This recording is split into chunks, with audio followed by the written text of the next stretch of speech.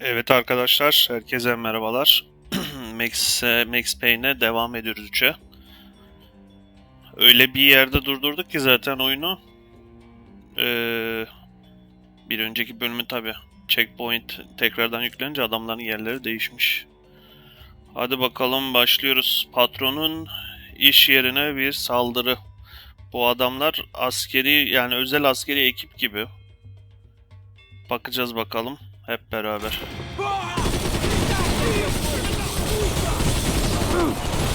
Lan Q'ya bas. Ölmüyorlar. Ölmüyor. Adam ölmüyor abi.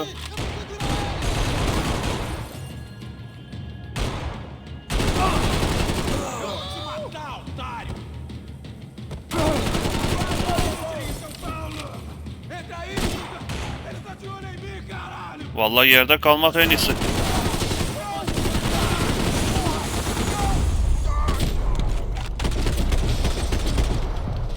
Başka biri var mı? Sen ölmemişsin. Oha.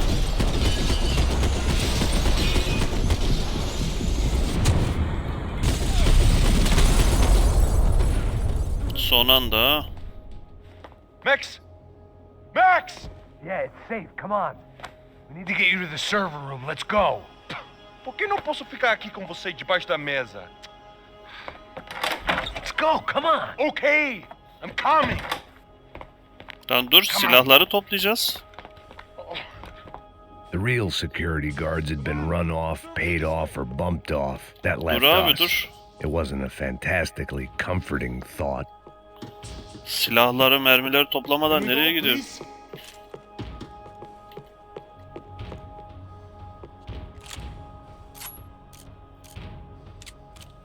Çiftli gideceğiz. Aha. Yok. Bende plan falan mı var sandım ama.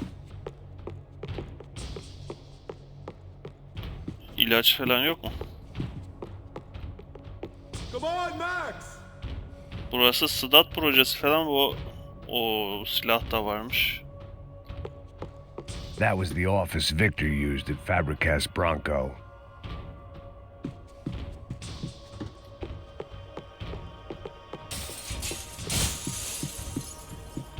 Bakıyorum hemen şöyle hızlıca. Oo işte.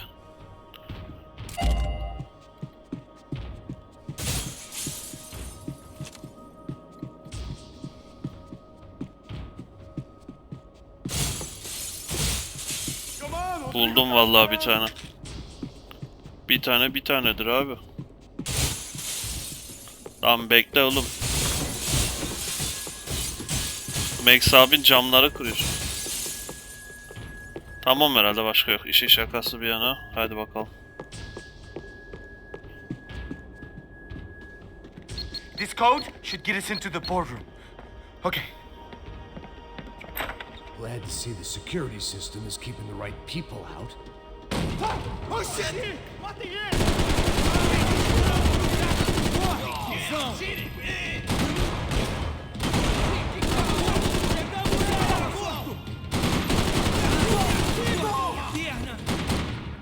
Çok iyi.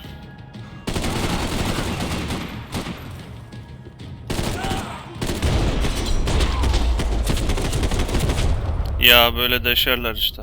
Are we dead? No such luck. We gotta go.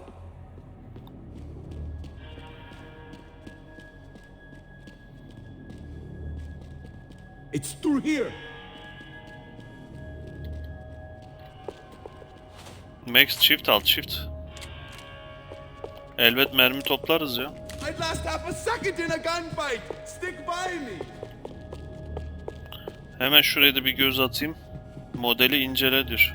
It was a lot shinier than a favela, and rent'd be easier to collect. Maybe Branco would take pity on all the poor bastards who got evicted. I just had to keep him alive to find out. This is the way. Oo bak, yakaladım. They could replace these on Monday morning.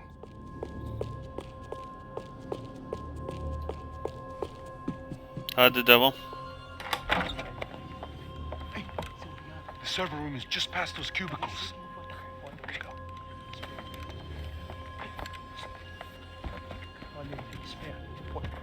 falei? O que eu falei? A próxima pessoa que fala vai levar uma bala. Fica calado. Pô. Max karnına 3-4 kurşun yese de devam ediyor. Helal be. These clowns were the same guns for hire who jumped our exchange at the stadium. Crotcha Prado, the Black Badge, right-wing paramilitary chumps protecting whoever paid the most. I guess that made them more like me than I cared to admit. Were they just looking for another payday, or did their business with the Broncos run deeper?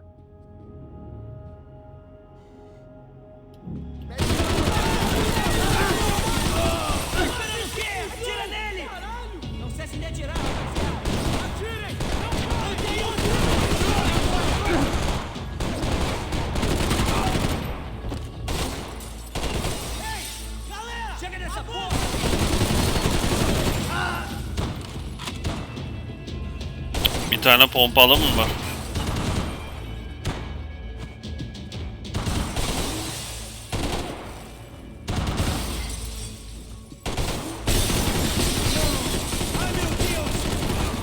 Ölmedi lan.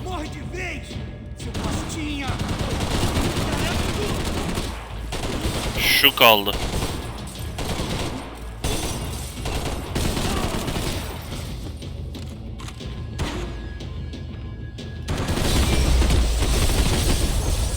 Oo. Hey, we're good to go. Let's get that server back online. Maşallah. Can't we just spend a few more minutes? Şarjörlerimiz yerde. Come on, don't worry. I got your back. Poor kid was scared shitless, but I thought we'd seen the worst of it. Okay. The server room is just down here. You're doing good. Come on. Hey? I didn't think I'd have a day like this when I wake up in the mornings. Wish I could say the same thing. Fact was, I'd gotten used to protecting Branco in the big bad world. We hadn't anticipated a siege situation here, hadn't prepared for it. I couldn't tell the kid that. Something told me these guys didn't have security clearance.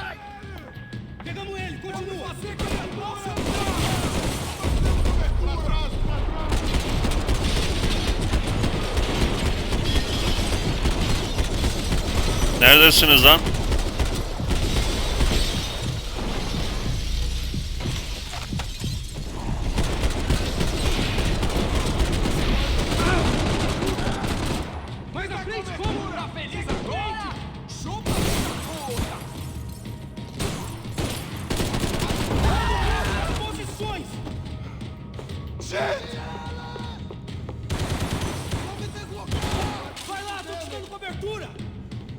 Mermimiz bitmiş be.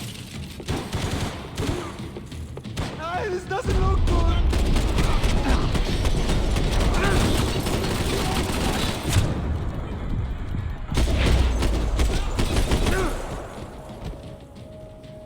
Helal sana Max. Mermimiz bitti. Artık şu silahı alma zamanı geldi mi?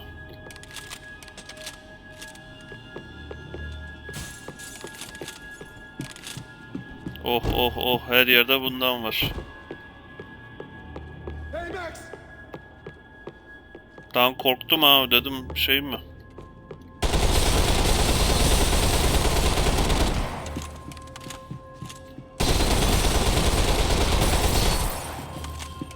Aha şurada şey, evet gördüm, doğru.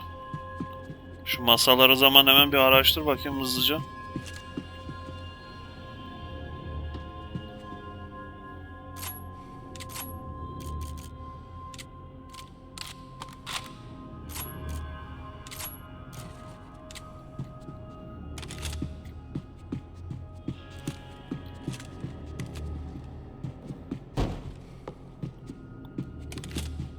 Ver abi ver, mermi ver. Come on, move. You gonna be able to fix this or what? Give me a few minutes, eh? I should be able to reboot the system, get all the components back online. What about Branco's office? That's all I care about. You should be able to lock us down, eh? If this works. All right, well, whatever you're doing, do it quick. I'm gonna make a sweep of the building and then get back to Rodrigo's.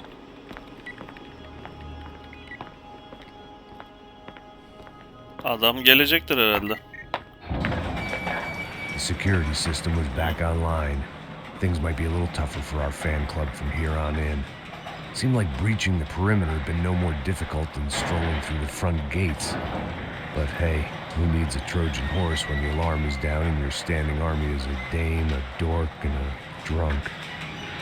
Branco's office overlooked the atrium. I could check in and make sure he hadn't checked out.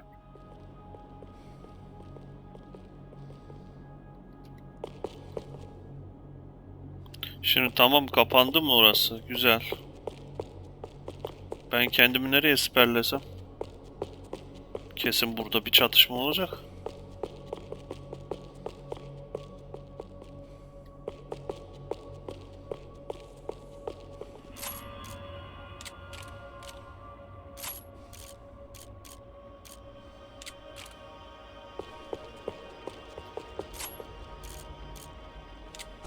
The place was locking down, but there could be guys on the inside. İçeride birileri elbet var. Max! Your guys working on the security system now, sir? It just came on. Okay, good. Then lock yourself down. Stay put. Let us take care of these guys down here. Once they realize they can't get to you, they should back off. Max, try not to completely destroy the place. Let's just concentrate on staying alive. Sir!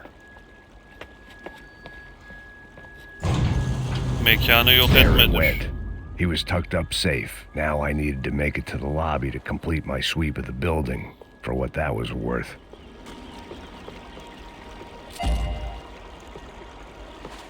Tam bir parçası daha olsaydı altın olacak şu The elimdeki office silah. was all metal, concrete, and glass. Clean, simple lines at the highest cost. A true modernist fantasy land.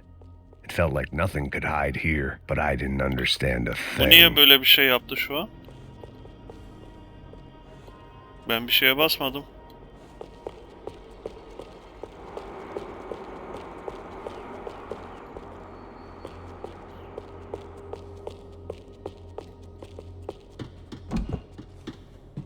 Sunday at the office? No one else would need these.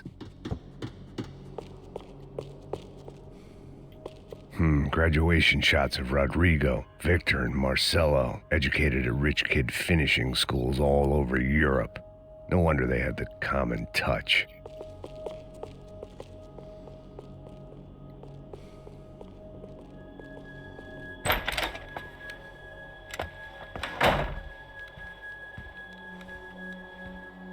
Poor girl was dead. Shot through the head by some hero fighting the rich one lonely secretary at a time.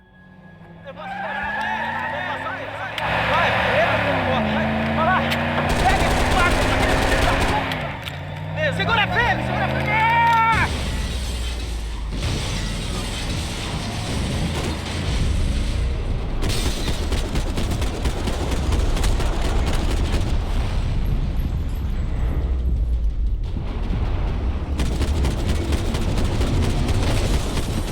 Cara, você tá bem?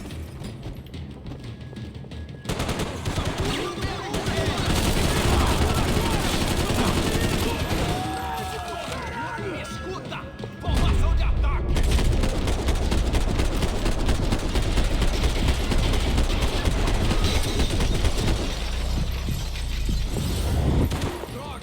Oo, birileri daha var. Geç. Al sana, al sana, al sana, al sana. Hav, bu ne? Hala geliyor.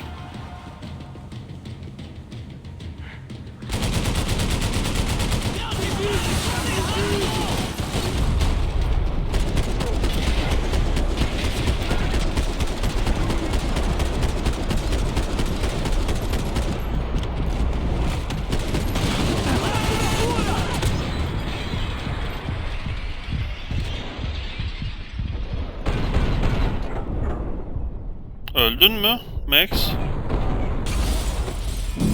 Max ölmüş. Max'ten haber alınamıyor. O ses neydi lan?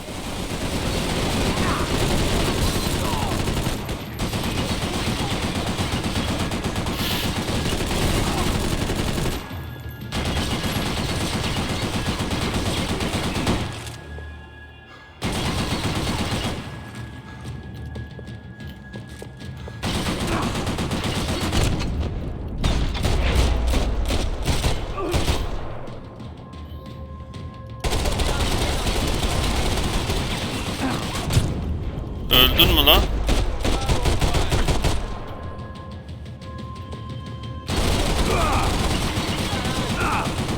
Lan şuraya siper ol.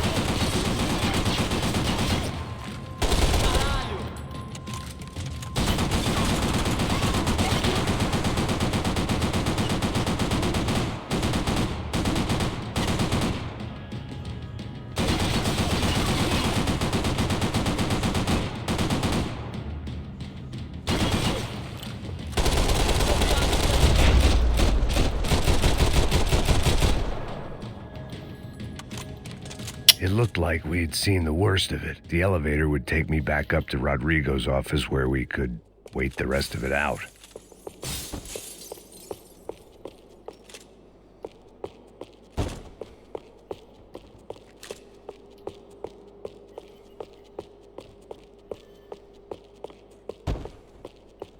Abi şuranın haline bakar mısınız?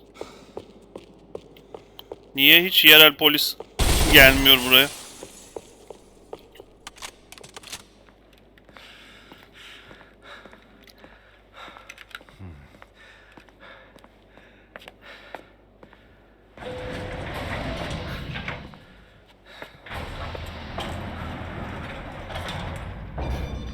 I didn't know what the hell I was going to find up there, but I sensed it wasn't going to be a stripper bursting out of a cake. Senor Branco! Senor Branco! I can't get through to him. Ever since the security door is triggered, he hasn't made a sound. Rodrigo, it's Max. Open up. Can you hear me? Eu já tentei. Senor Branco, open up! I'm gonna try to get in there from the roof. You find the security guard and get the hell out of here. Yes. I knew there was another way in upstairs for the helipad, the little luxury runaround that kept the rich looking down on the poor literally as well as metaphorically. Allah Allah, adam başka bir yere mi gitti? Çocuk nerede?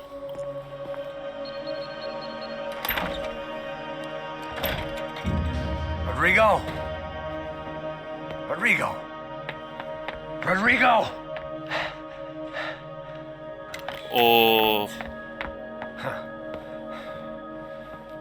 God damn it. Kim var peki içeride? Of course, he was dead. Clean, one shot, a professional job. I began to look for clues.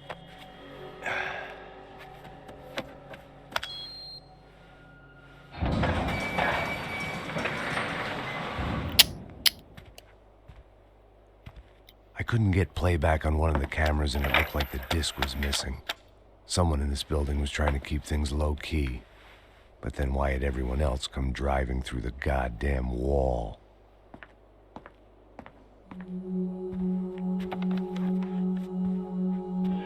Fabiana. Even if the man who employed me was dead, his wife was still out there. Maybe she could be saved. Maybe some good... Max aklın fikrin ilişkide. Picking the photo from the broken fragments, something caught my eye. Figures.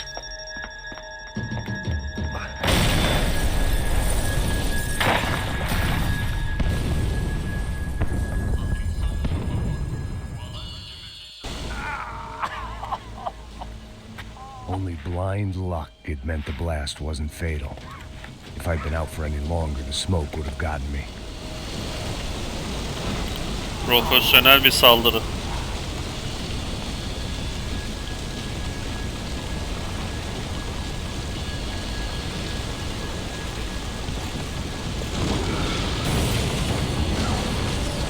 Perfect. If I wasn't immolated, I was gonna get crushed to death.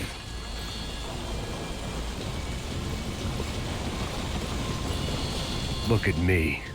I've been contracted to protect two people. One was being held in some hole. The other was sitting at his desk with a bullet in his head. And the company that had its logo on my paycheck was melting on top of my head.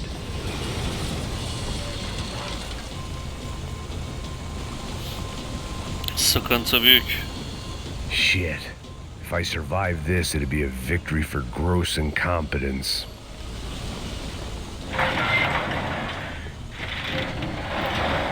Você sabe o caminho pra sair daqui? The kid hadn't made it. Fuck. I Ama had to make this corpse-looting coward pay. Getting his gun was more than just expediency.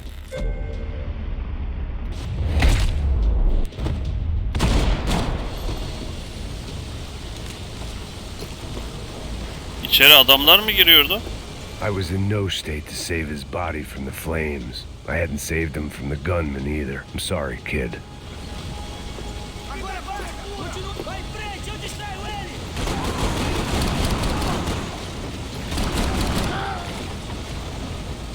Bunlar içeride kalanlar mı?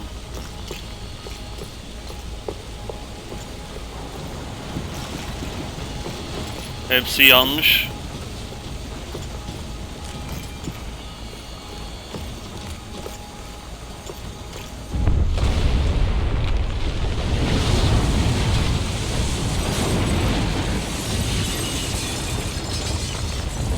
Rodrigo or not, Fabricas Branco is falling apart quite literally.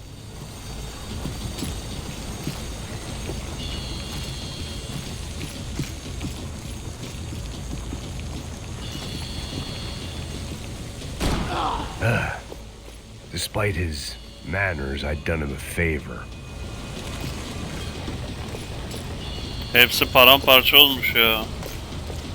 İçeride bomba This didn't look olduklarından like a haberleri yok room where muydu? Rodrigo closed multi-million-dollar deals. It looked like a fiery hellhole. Bunların haberi yok. Empurra mais forte se quiser sair dessa espelunca. Ainda!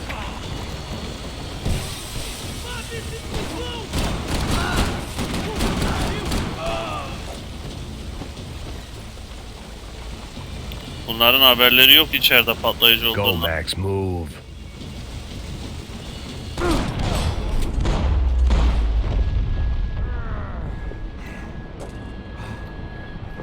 Ölmüşüz ya. The only İlk way out yardım is to use that filing yok. cabinet.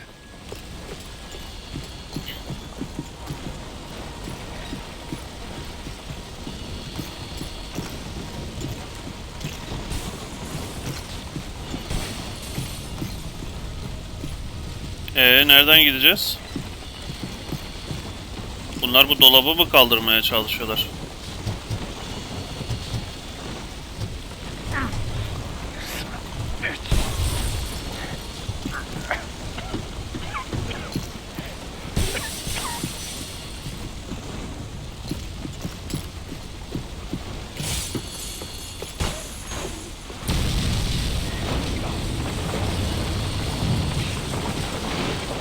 Dedim öldük ya kesin.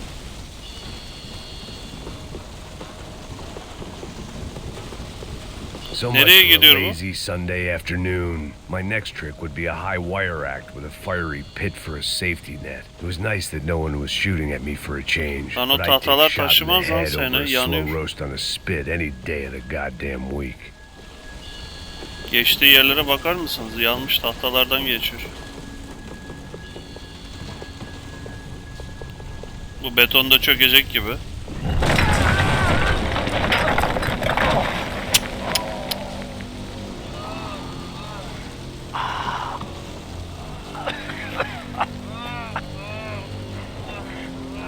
Someone up ahead was hurt pretty bad. If he didn't die before I got to him, I might get some answers.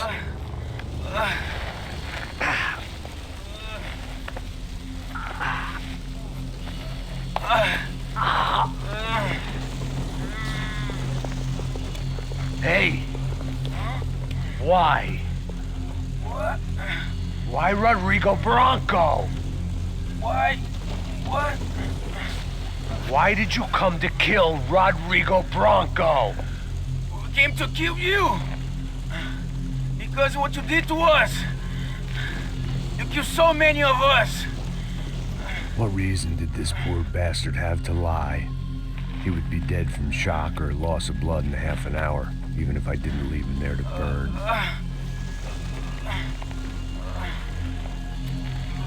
Where's Fabiana? What? Fabiana Branco, where is she? That Comando Sombra got her. Up the hill.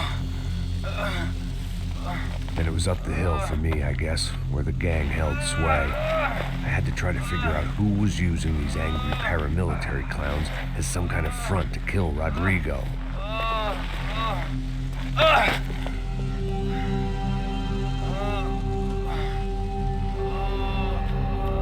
Adam iş yerime zarar verme dedi, harabeye döndü.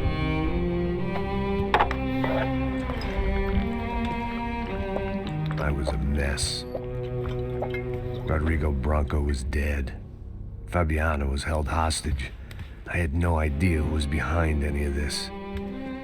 I felt like a fool. I was a sweaty, gray-haired mess. This place, well, this place was gonna kill me too. I could see that now. I decided that I was gonna die sober, not drunk. At least then I would see who shot me.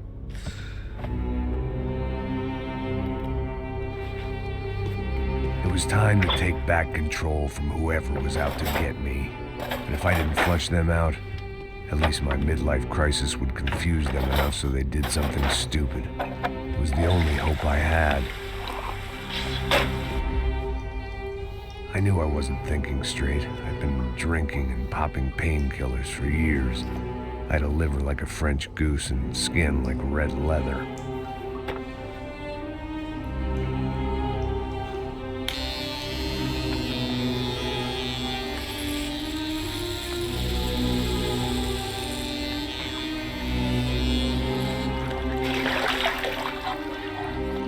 Well, it wasn't perfect. In fact, it wasn't much good at all, but it was gonna have to do. At least I was facing in the right direction.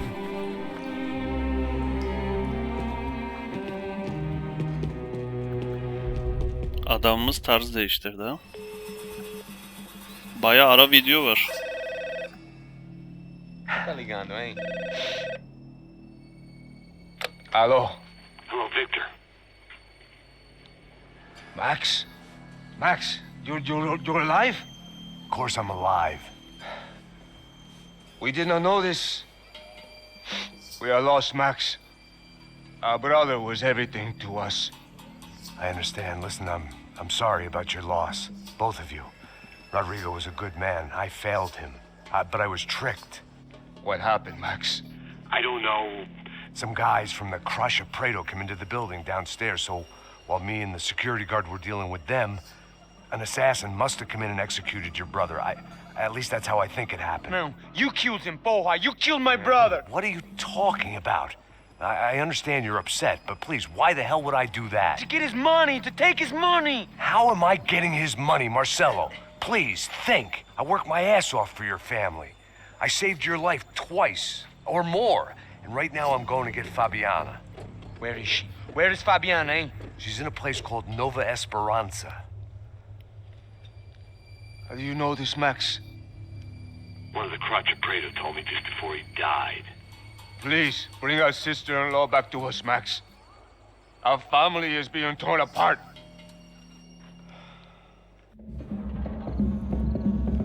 Vay Max vay. Tarzını yesinler.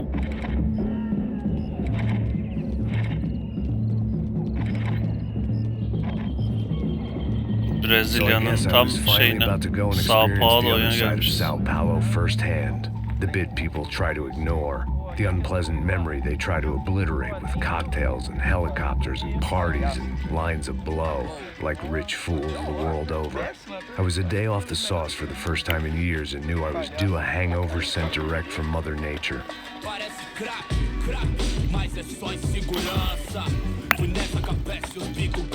Çocuk hemen bir şey olduğunu fark etti.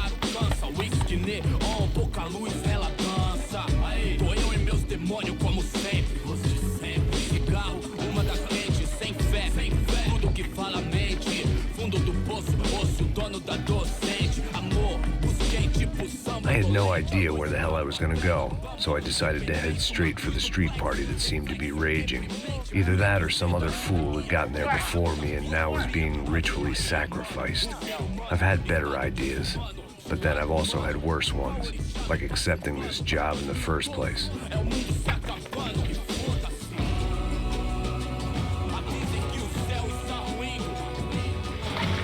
E aí, gringo?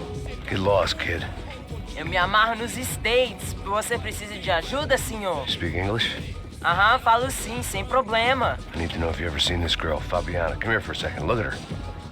I know lots of girls. Sexy. Come on, come on. This way. Where you going? Wait a minute. Down there? É isso. Jesus.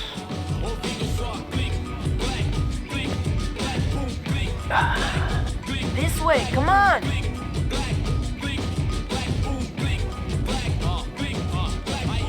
At least I'd found myself a tour guide.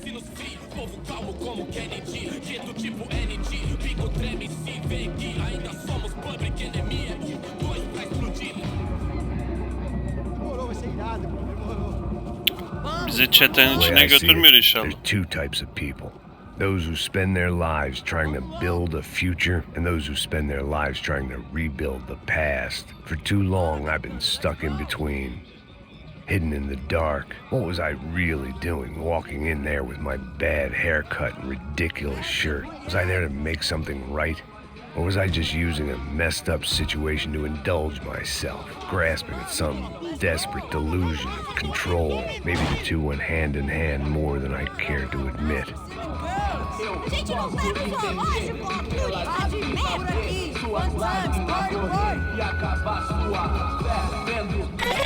Ô, papai! Eu vim devolver o seu sorriso. Assim você mata o velho, hein? Come on, just in here. Tá esquentando. Vai, vamos começar. Vai, tá esquentando. Eu I quero had só stumbled ver. into some kind of street party. This was the kind of reality Americans paid top dollar to see. Slums had become tourist attractions, places where yuppies could gawk at the endless spirit of the poor from the inside of their bulletproof buses. I felt dumb and exposed. I missed the booze. Not that it mattered, sober or drunk, I was hardly under cover. I stood Bizi out in araya this place aldılar. like a streetwalker in a monastery.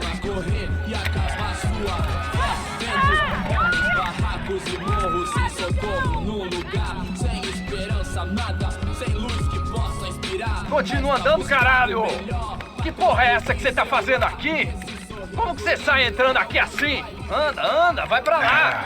What do you need, guys? What do you O que need? você tá fazendo aqui? Eu tô te perguntando. Eu te chamei aqui, porra! Easy, pal, easy. Ah, então, você é americano de merda. Look, I didn't mean any offense. Me dá só uma razão pra eu não te matar, seu americano burro. Ah, Desculpa, amigo, por favor. passa tudo que você tem, viado. Pega o dinheiro dele. Ah, relojão, hein? Passa aqui. Dá logo. Filho da puta. Valeu, mano. Bem-vindo à favela Nova Esperança. Agora não, fora daqui. All things considered, I was gonna have to look on this as a good outcome. I was deep in gang territory. These kids were raised hating clowns like me. Middle-income ass-kickers who protected the rich by shooting kids like them. Silahımız da gitti. Süper. First day off the sauce, and somehow I'd still ended up in the gutter.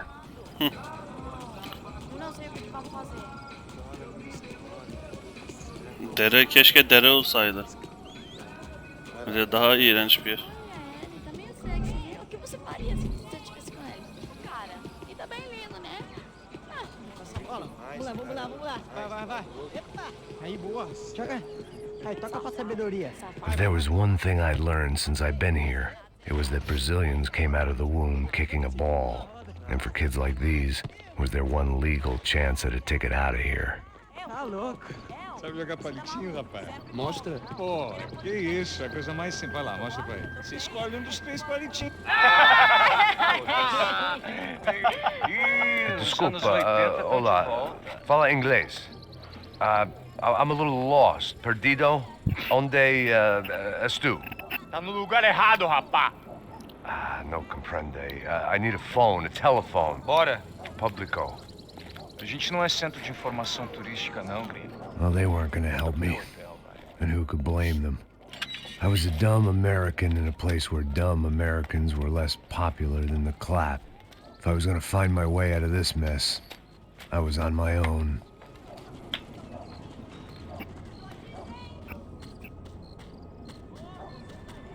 Valla 10 dakikadır çatışmıyoruz bayağı. Çatışma süresi It looked uzadı. like there was a bar up ahead. The irony was not lost on me. I figured sobriety was no use to me dead. Passa o baseado. Ih, não é tua vez não, passa aí, meu. Aí, tem visto a irmã do Wilson, mano? O que esse cara quer? Aí, bela camisa, hein? Tu perdeu o busão, amigo. Hey, are you lost? In more ways than I could possibly explain. I know you. At the disco with the gun.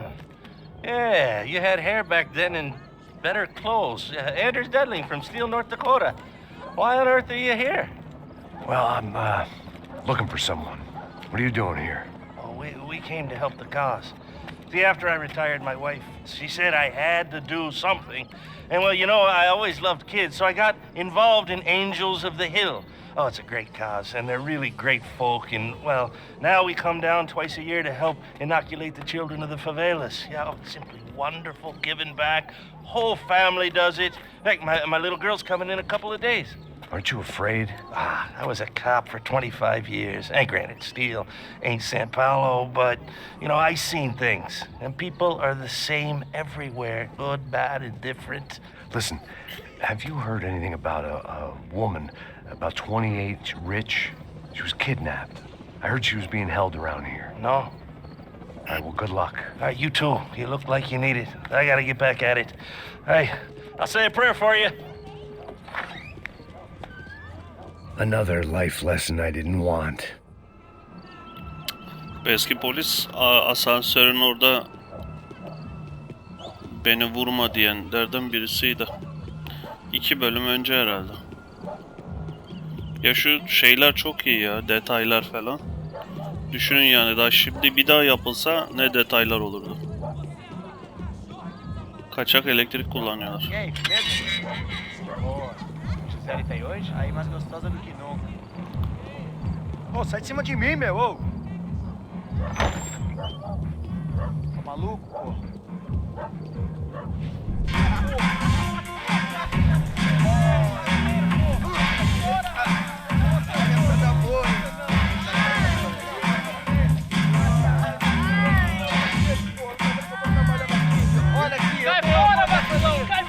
I hoped this classy-looking establishment would have a phone so I could call Passos. Either that or a gun so I could shoot myself and save these kids the bother. Hey, got a telephone? Telefone, vai lá no fundo, ó. Segue em frente.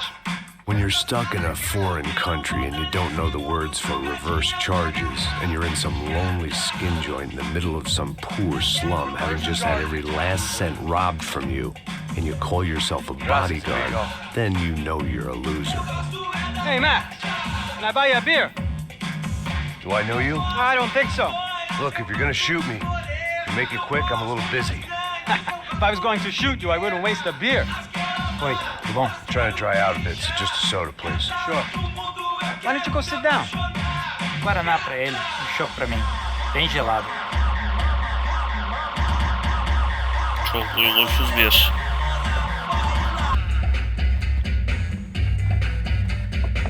Neyse ki grafikler iyidir. By the way, meant to tell you that. Yeah, well. Wilson da Silva. Very good to meet you. Bu da mı bu I bir? think. Although you'll forgive me if I promise never to employ you as my bodyguard. You did a great job watching after Rodrigo Branco. Fuck you. You were set up. Bet your ass I was. Now, let me ask you something. Have you ever seen this guy? Sejano. Yep, he's a real sweetheart. Yeah, you sure put his gang out of business. But don't worry, those guys, they're a small fry. This is the guy I'm interested in. Neves. And this is his little buddy here. Milo Hegel. They work for this vigilante group, Crasha Preto. Yeah, I know him. Well, they're very popular with right-wing politicians, like Victor Branco. Now, you see, many years ago, he helped clear some villages on a bit of land Rodrigo Branco wanted to develop. Rodrigo Branco? Yes, he did some very bad things. Anyway, have you ever seen this guy? Maybe at the stadium. I knew you were involved in that business. You know, I wanted to investigate that, but I got an order to blame it on some local street kids instead. Tell me, what happened there? Nothing. We simply went to hand over some cash to this guy's clowns for a ransom exchange when this guy's clowns jumped us and they shot everybody. Apart from you and your boy Passos. That's right. We had to shoot our way out of there. They let you go. It's okay, it's a little weird right now. But I know that Victor Branco is involved in all this. I just don't know how or why. And I know that the UHD are involved in all this as well, but I just don't know how or why. And you know what's gonna happen? The moment is gonna come along when I put all these pieces together, and at that moment, someone is gonna come along and put a bullet in my head. Anyway, listen. I think you might want this. Thank you. I'll need it. And if it's Fabiana Branco you've come looking for, I think she's up the hill. So why don't you just go get her? I don't know. Well, I'm a cop. I mean, I'll fight corruption. I'll stand up to the rich and dumb, but if I go up that hill right now, I'll be dead in 3 minutes or less. Maybe you too, Max. You're in the jungle now. So it appears. If you survive the next hour, let's speak. You help me. And I'm gonna do what I can to help you. Good luck. I didn't know what to make of what this guy had just told me. What was true and what was just someone else's convenient bullshit. Then some less than friendly locals came in and found me in the wrong mood to party. Peraí. Olha quem tá aí. Gelin. Hey, Greg. Hadi. O que você tá fazendo aí? No comprende.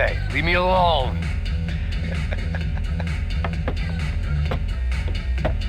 Você tem alguma coisa pra mim?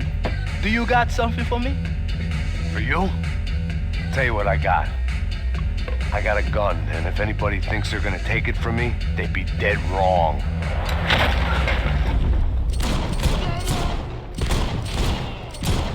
Ben şunun arkasındakine vuramadım.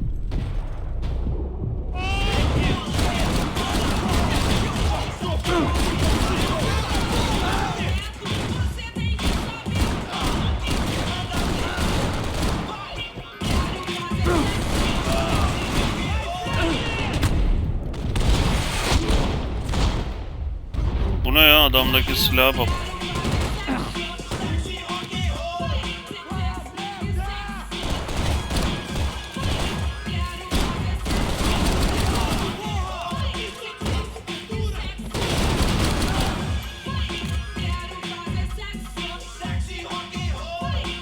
Oh be, kendimize geldik. Ne oldu öyle birden? Şöyle yaptım, menüye girdi.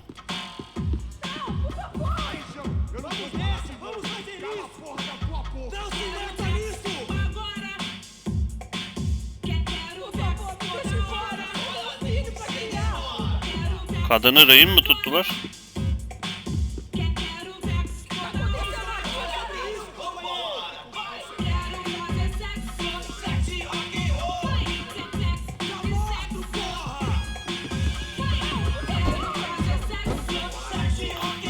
Bakıyorum yerden ne silah alabilirim diye.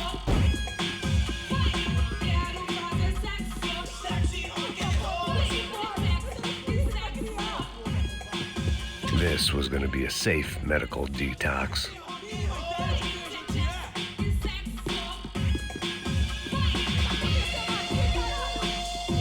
Allah Allah, yerde bu kadar şey var ama doğru düzgün mermi yok.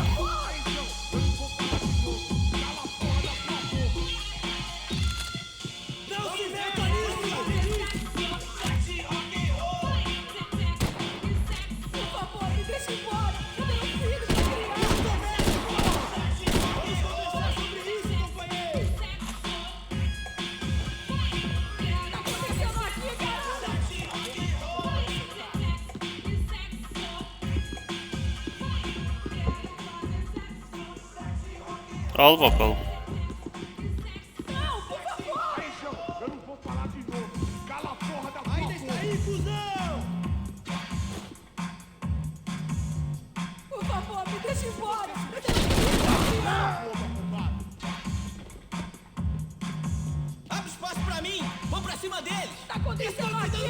Ayak sesi geliyor gibi ama.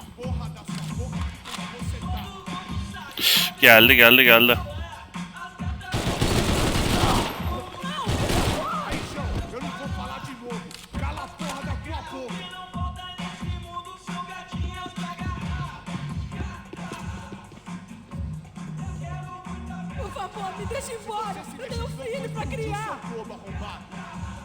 Yatağın altındaki adamı gördüm de şurada bak elinde silah var bir tane.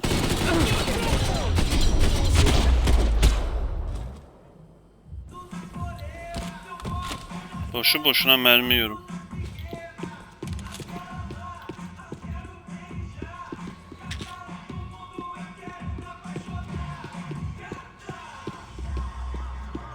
Dur ablam dur, sana bir şey yapmayacağız, seninle bir işimiz yok.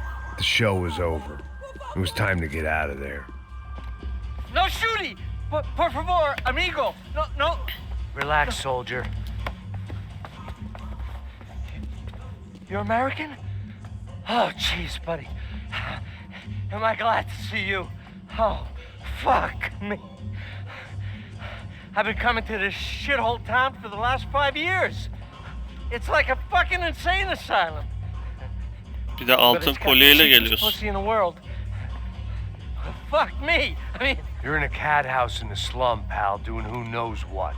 I'm a businessman, bro, and they were fully legal in this country. I think, and I know how to tip. All right. It ain't my fault, man. It ain't my fault. Don't judge me, all right? Have a nice day.